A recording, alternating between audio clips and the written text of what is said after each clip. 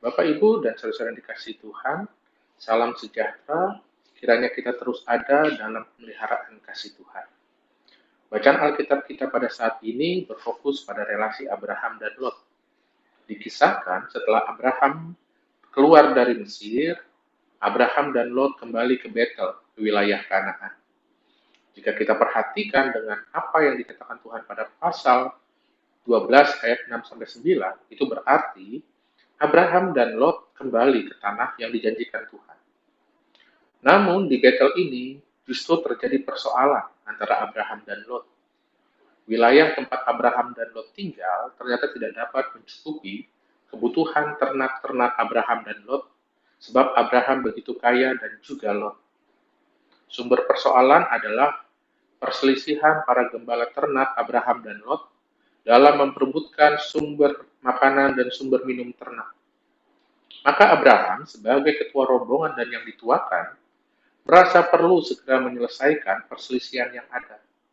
Sebab berbahaya bagi persekutuan mereka sebagai kerabat, terlebih di tanah itu juga masih tinggal orang-orang Kanaan dan orang-orang Feris. Seperti yang kita tahu, Lot adalah keponakan Abraham. Mengikuti tradisi kesopan santunan yang ada, sebagai orang yang lebih tua, Abraham mempersilahkan Lot untuk memilih wilayah yang akan menjadi bagiannya dalam rangka menyelesaikan persoalan. Seharusnya respon Lot adalah mengembalikan pilihan itu kepada Abraham sebagai yang dituakan. Tetapi di titik ini Alkitab memberi kesaksian bagaimana Lot justru melayangkan pandangan matanya dan memilih seluruh tanah subur di lembah Yordan. Lot lebih percaya pada matanya yang sesungguhnya simbol yang menggambarkan bahwa Lot lebih memilih hawa nafsu keuntungan pribadinya. Ia mengambil seluruh wilayah lembah Yordan yang subur tanpa memikirkan kepentingan pamannya Abraham. Namun di balik apa yang terlihat mata telanjang, Lot tidak melihat bahwa di lembah Yordan itu ada kota Sodom dan Gomora. Bahkan Lot memilih tinggal di dekat kota Sodom, padahal di mata Tuhan, orang-orang Sodom itu jahat dan berdosa. Jadi secara implisit, bacaan Alkitab kita memperlihatkan bahwa apa yang dilakukan Lot sesungguhnya keliru. Ini berbeda dengan Abraham. Meski karena pilihan yang ia berikan, Abraham justru mendapatkan wilayah yang kurang subur, tapi Abraham konsisten dengan apa yang keluar dari mulutnya. Sehingga Abraham menerima hasil kesepakatan itu. Di atas semua itu, Abraham tetap percaya pada janji Tuhan kepadanya. Iman Abraham dijawab Tuhan dengan ia datang kembali dan meneguhkan kembali janjinya kepada Abraham bahwa keturunan Abraham akan seperti debu tanah banyaknya dan negeri yang dijanjikan Tuhan akan diberikan kepada Abraham. Karena imannya yang teguh itulah Abraham menjadi nama yang membawa berkat bagi segala bangsa seperti yang dinyatakan dalam Kejadian 18 ayat 18. Maka Bapak, Ibu, dan saudara-saudara yang dikasihi Tuhan, melalui bacaan Alkitab kita ini, kita diajak untuk merenungkan beberapa hal. Pertama, Lot dan Abraham sesungguhnya kemudian menjadi cerminan perilaku kehidupan manusia. Lot menjadi gambaran manusia yang hidup mengejar kepentingan pribadinya, sehingga tidak peduli pada kepentingan sesama, bahkan keluarganya sendiri.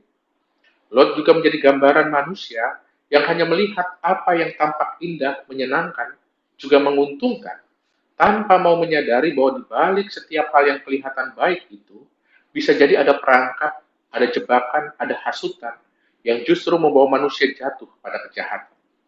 Sedangkan Abraham adalah gambaran manusia yang menempatkan hidupnya di bawah pimpinan hikmat Tuhan dan percaya sepenuhnya pada rancangan Tuhan. Abraham adalah gambaran manusia yang tidak mengejar kepentingan diri sendiri, tetapi berupaya hidup seturut kehendak Tuhan. Pertanyaannya, kepribadian mana yang mau kita pilih? Apakah kita mau seperti Lot atau mau seperti Abraham? Di tengah-tengah pandemi ini, kita sesungguhnya berjumpa dengan banyak orang yang hanya mau melihat kepentingan dan keuntungan dirinya sendiri, sehingga tidak peduli pada kepentingan bahkan keselamatan sesama. Tetapi sebagai orang percaya, kita diajak untuk belajar dari Abraham, untuk menjadi pribadi yang peduli dan memperhatikan kebaikan bersama. Justru di tengah pandemi ini, kita diajak untuk menjadikan situasi ini menjadi batu asah yang semakin mempertajam keberimanan kita. pada ajaran dan teladan Yesus Kristus. Kedua, keteladanan iman Abraham juga diperlihatkan dalam sikapnya menghadapi perselisihan yang ada antara gembalanya dan gembala Lot. Meski Abraham adalah yang lebih tua dan juga pemegang tampuk kepemimpinan dalam rombongan, tetapi Abraham justru memperlihatkan sikap rendah hati. Abraham yang lebih dahulu memulai mendiskusikan persoalan sebelum persoalan itu menjadi besar. Abraham juga yang memberikan Lot kesempatan untuk memilih pertama kali.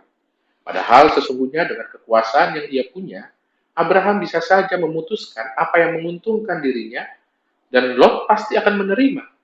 Tapi Abraham tidak melakukan itu. Abraham tetap memperlakukan kerendahan hati. Kerendahan hati yang dipertunjukkan Abraham adalah mengubah hubungan yang tidak setara, yaitu paman dan keponakan, menjadi hubungan yang setara. Maka kita pun diajak untuk belajar dari Abraham soal karakter kerendahan hati. Rendah hati jangan disalahpahami sekedar tutur kata yang sopan dan halus, atau senang memuji orang lain, atau tidak memperlihatkan kepandaian, karena penipu pun akan melakukan hal itu semua.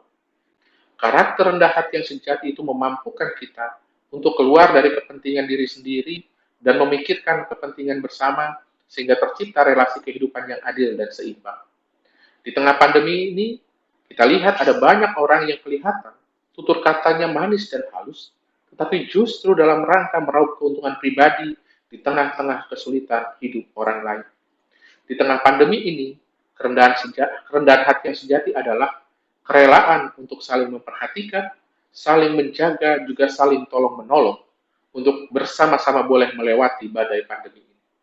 Kerendahan hati Abraham juga mengajarkan kita untuk membangun relasi dan komunikasi yang setara dengan mereka yang berbeda, sehingga terbangun percakapan yang jujur dan adil. Hanya dengan demikian, bisa dibangun kebersamaan yang penuh damai sejahtera. Ketiga, karena percaya pada janji Tuhan, tanah yang kelihatannya tidak menguntungkan di mata Lot, justru Tuhan buat menjadi tanah yang memberikan kehidupan dan jaminan pemeliharaan Tuhan pada Abraham. Maka kita pun diajak untuk belajar karakter berpengharapan dari Abraham.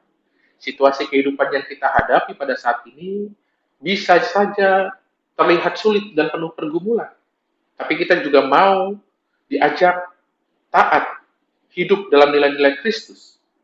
Dan ketika kita hidup dalam nilai-nilai Kristus, kita percaya bahwa nilai-nilai Kristus itu yang akan menuntun kita menyongsong masa depan yang dijanjikan Tuhan. Begitu juga dalam situasi pandemi ini.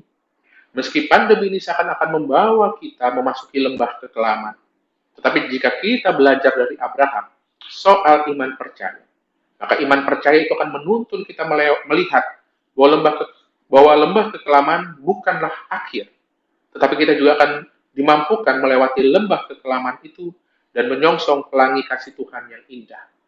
Lebih dari itu, janji Tuhan tentang kerajaan Allah menjadi pedoman kita untuk terus bekerja bagi Tuhan, mengubah kehidupan yang buruk dan gersang oleh sebab ketidakadilan, kebohongan, dan penindasan menjadi kehidupan yang adil dan benar di mata Tuhan, sehingga dunia kemudian boleh menjadi kehidupan yang penuh berkat dari Tuhan.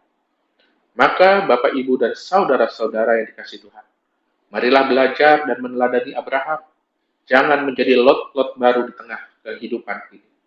Tuhan memampukan kita. Amin.